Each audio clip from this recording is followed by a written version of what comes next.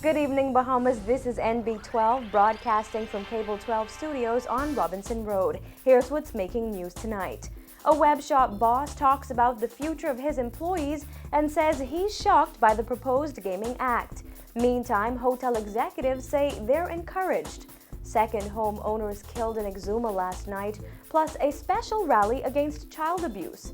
Those stories and much more on the way. I'm Nakia DeVoe and NB12 starts right now.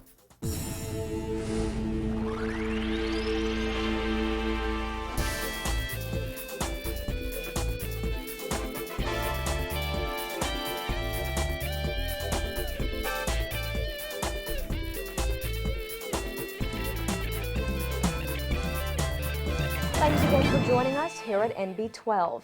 Layoffs at web shops across the country could be just days away as the establishments have reportedly become ghost towns after the Commissioner of Police indicated raids could come at any time. The CEO of Island Luck sat down exclusively with our Christina McNeil today to give his reaction on the latest gaming developments in the country and what's next for web shops.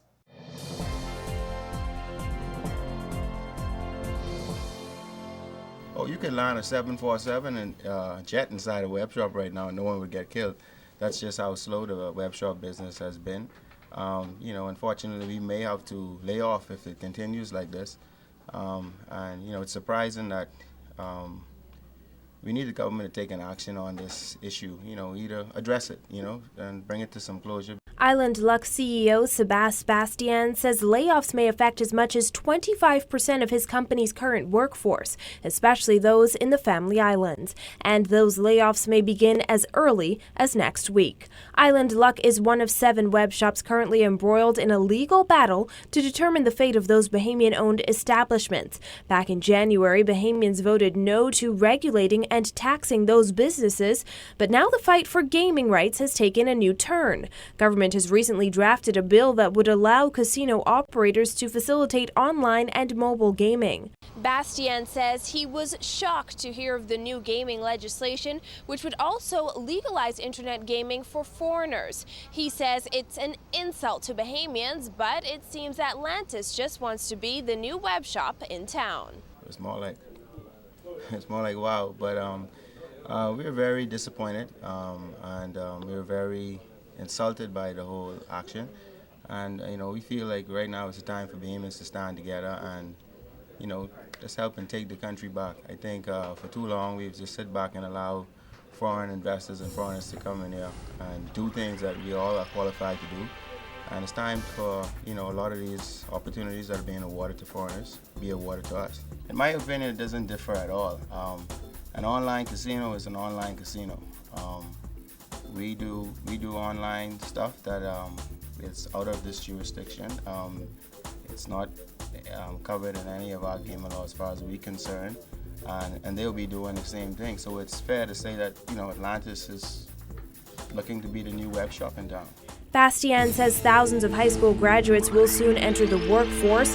That, coupled with the thousands of Bahamians already unemployed and web shop employees who may soon join the unemployment line, should open government's eyes that the country is going nowhere fast. He says too many people are unemployed, and Bahamians should unite against this form of discrimination. Now, we have nothing else to lose. I mean, all the gloves are off. We have to do whatever it takes to make it right for, on behalf of the Bahamas, not just us. I mean, this has nothing to do with us. I mean, it's about time in 2013 that we are not discriminated on in our own country. I mean, we want ownership, we want participation, and we deserve it. We're not asking for anything that's not awarded to every other native in other countries. In fact, we are the only nation in the world where this kind of catastrophe is allowed. If they're going to do it for Atlantis, then do it for the Bahamians. If they're not going to do it for Atlantis, then we could see why they won't do it for the Bahamians. But all we want is, fair, to be treated fairly in our own country. That's it.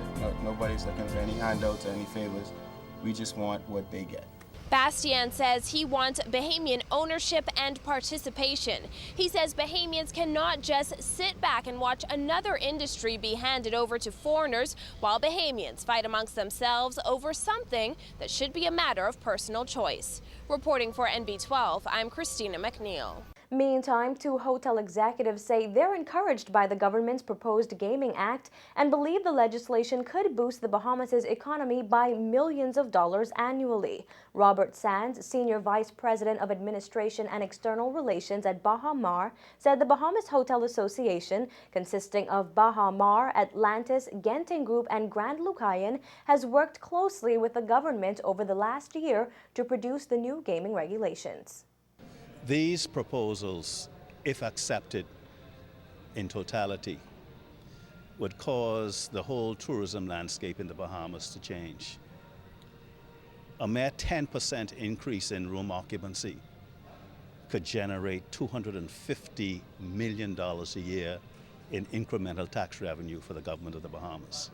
Gaming regulations have not been addressed since the late 1960s. Ed Fields, Senior Vice President of Public Affairs at Atlantis, says the country's gaming industry is far behind the times, and hotels have been losing to casinos and other resorts in Florida, Las Vegas, and elsewhere. For instance, someone who may have come here 12 times a year from Florida only needs to maybe come once now because they can get in the car and go to Hard Rock Cafe in Fort Lauderdale. So in addition to that, just the gaming applications, where, for instance, we don't play poker here. There are certain games we don't play. There's certain things, up until recently, we didn't have a sports book. And so we have to keep on top of the industry in order to compete. The bill would legalize interactive gaming for tourists. In other words, tourists can gamble anywhere on the resort campus using smartphones, tablets, or laptops. However, it would still be illegal for Bahamian citizens to gamble under the new law.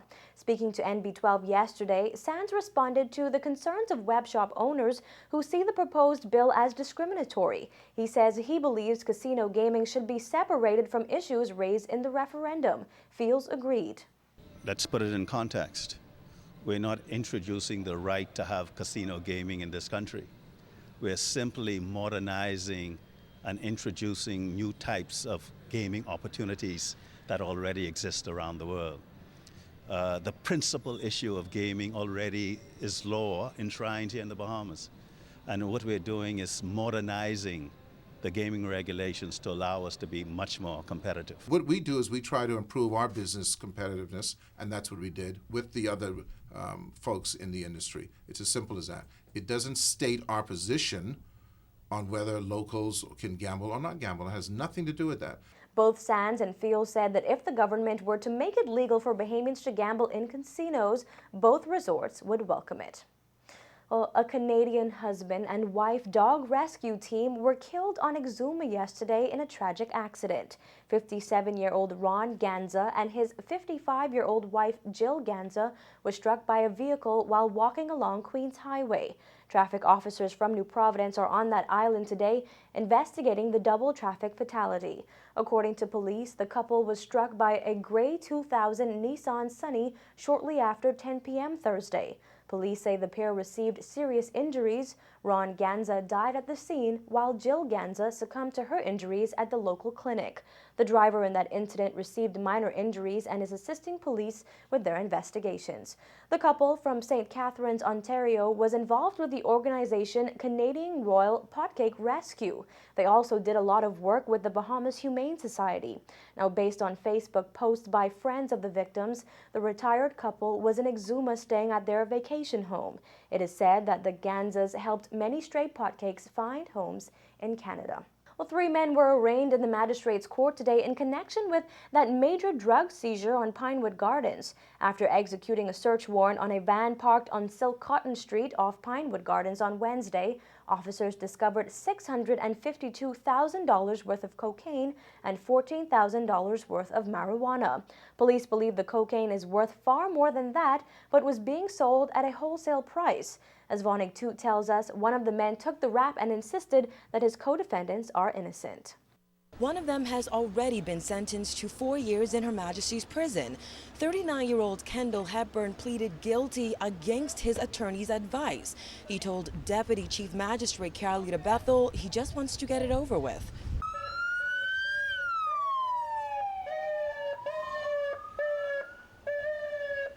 The trio was escorted to the South Street Magistrates Court complex in 2 white police SUVs. Hepburn, seen here in the yellow and navy blue jacket, was charged along with 48-year-old Calvin Roll in the gray shirt and 27-year-old Tristan Black in the pale yellow shirt.